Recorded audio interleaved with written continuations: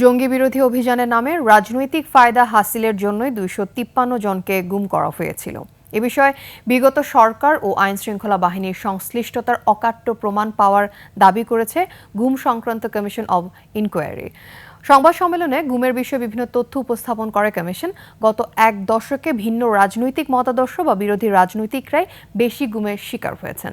ইমন চৌধুরীর সহায়তায় Asif সুমিতের report. Sunbit সব দিবে সামাল।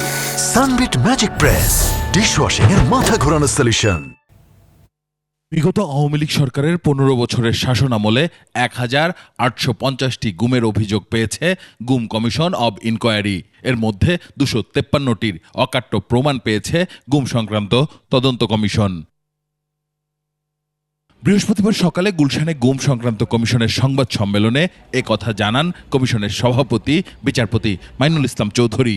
বাকি অভিযোগগুলোর তদন্ত চলছে বলে জানিয়েছেন তিনি। তারা রাষ্ট্রীয় হেফাজতে গোপন আটক কেন্দ্রে বন্দী ছিলেন, যেখানে তাদের অনেকের একে অপরের সঙ্গে দেখাও হয়েছে এবং একই ধরনের নির্যাতনের মুখোমুখি হয়েছেন।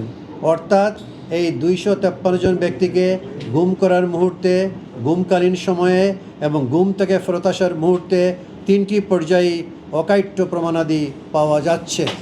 বিচারপতি মাইনুল ইসলাম চৌধুরী বলেন, জঙ্গি বিরোধী অভিযানের নামে ২৫ শতাধিক গুম হয়েছে। বিরোধী রাজনৈতিক শক্তি ও ভিন্ন মতের বিরুদ্ধে পদ্ধতিগত দমন নীতির অংশ হিসেবে গুমকে হাতিয়ার হিসেবে ব্যবহার করা হতো। এছাড়া ভারতে পাঠিয়ে দিয়ে দেশটির আইনশৃঙ্খলা বাহিনীর মাধ্যমে গ্রেপ্তারও দেখানো হতো।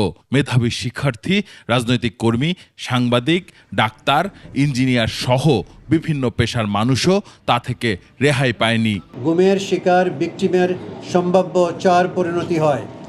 ১, তাকে হত্যা করা হয়, বা ২, তাকে বিচারের আগেই মিডিয়ার সামনে উপস্থাপন করে সাধারণত জঙ্গি তকমা দিয়ে বাংলাদেশেই বিচারাধীন বা নতুন ফৌজদারি মামলায় গ্রেফতার দেখানো হয়, বা ৩, তাকে সীমান্ত পাড়ি দিয়ে ভারতে পাঠিয়ে দিয়ে ভারতের আইন শৃঙ্খলা রক্ষাকারী বাহিনীর মাধ্যমে গ্রেফতারের ব্যবস্থা করা হয়, অথবা ৪, ভাগ্য সুপ্রসন্ন হলে অল্প সংখ্যক ক্ষেত্রে মামলা না দিয়ে ছেড়ে দেওয়া হয়।